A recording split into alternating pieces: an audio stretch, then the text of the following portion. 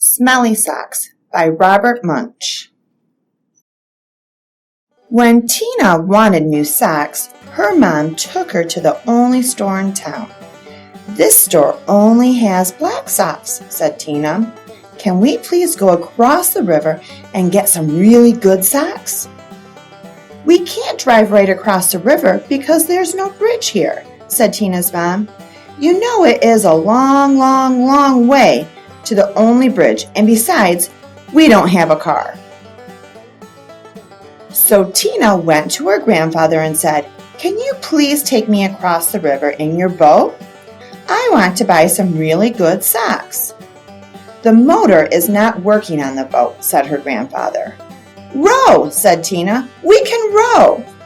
"I will row and you can sit in the back of the boat." "You will row?" said her grandfather. "Yes," said Tina. "Rowing is easy." So Tina got in the boat and rowed slowly. Splash, splash, splash. And the boat went in slow circles. Swish, swish, swish. Tina rowed fast. Splash, splash, splash, splash, splash. And the boat went in fast circles. Swish, swish, swish, swish, swish.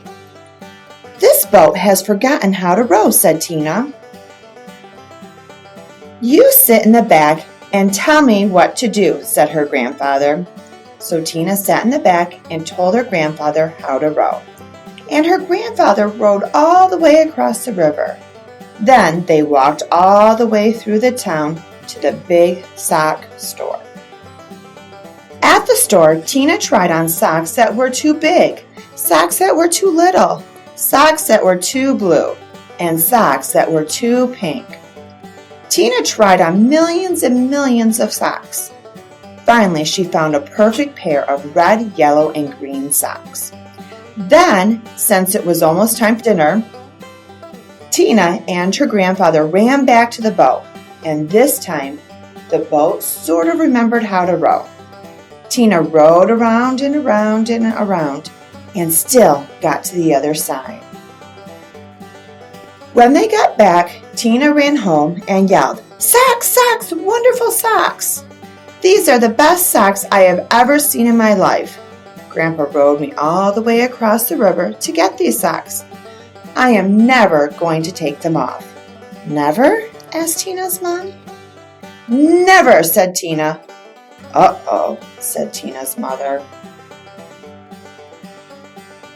So Tina wore her socks for a long time. She wore them for 1, 2, 3, 4, 5, 6, 7, 8, 9, 10 whole days. Her mother said, "Tina, I know you love these socks. Just let me wash them really quick. They will start to smell if you don't get them washed." "Socks, socks, wonderful socks," said Tina. "I am never going to take them off." After Tina wore her socks for 10 more days, the kids at school said, "Tina, what a smell! Change your socks." "Socks, wonderful socks," said Tina. "I am never going to take them off." After Tina wore her socks for 10 more days, a whole flock of Canada geese flew over her house and dropped right out of the sky from the smell. 2 moose walked through her yard and fell over from the smell. Ducks, raccoons, and squirrels fell over when she walked to school. Finally, even a skunk fell over from the smell. Tina's friends decided to do something. They all came to her house and knocked on the door. Blam, blam, blam, blam, blam.